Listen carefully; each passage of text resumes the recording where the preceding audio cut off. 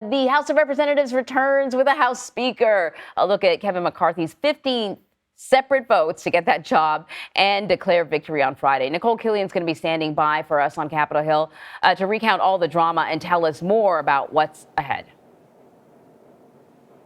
Oh, hey, there you are. So let's talk about for some reason I thought we were going to a break. All right. So how on earth did Kevin McCarthy win over these holdouts?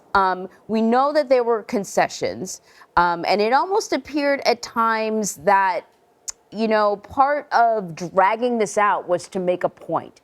Do we know what Kevin McCarthy had to do?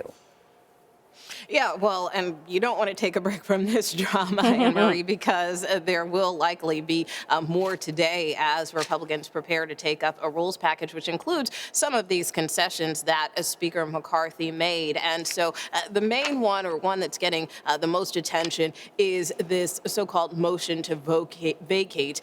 And what it does is it only takes one lawmaker, any one lawmaker in Congress, to force a motion to potentially oust the Speaker. And so originally that threshold was set at 5 based on some of the negotiations that McCarthy had with some of these hardline conservatives who were holding out their votes against him, but then he moved it down to 1. And so some people feel that that may gut the job of the Speaker, but Speaker McCarthy told me after he won the gavel that he is confident he will serve a full 2-year term, even though there's some members out there not ruling out the potential of utilizing this particular motion. So that is something to watch going forward in terms of the dynamics, because in essence, McCarthy's job is not necessarily safe. There are some other concessions he made, for instance, like putting more hardline conservatives on some of these key House panels, particularly panels like the Rules Committee, which vets legislation. And then as part of a broader rules package,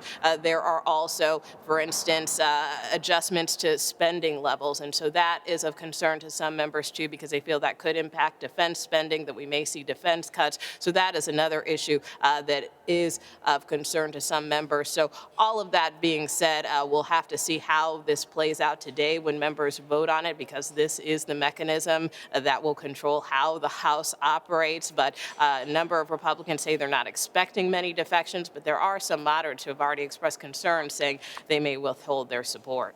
Listen, I know that we're moving forward here and everyone's sort of making nice, but I have to ask you about a heated exchange that we saw on the floor between Matt Gaetz and Mike Rogers. This is a sort of intensity that you perhaps see in the British Parliament, but not here in the U.S. Do we have an update on what was happening there, how that played out, and how the two men are doing now? Yeah, well, I was in the chamber, and I can tell you everybody in the gallery was kind of peering over to see, what was going on and what was transpiring, because, of course, it started with McCarthy going up to Gaetz, and, there was some finger pointing. This was after McCarthy fell short one vote and was trying to convince Gaetz to change, and then that's where you had Alabama's Mike Rogers come and step in and almost try to lunge towards Matt Gaetz. Ultimately, another member kind of pulled him back.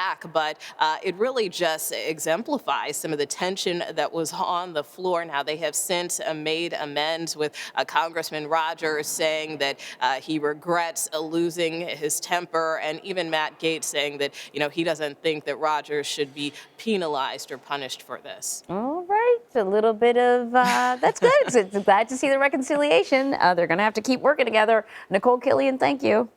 You bet.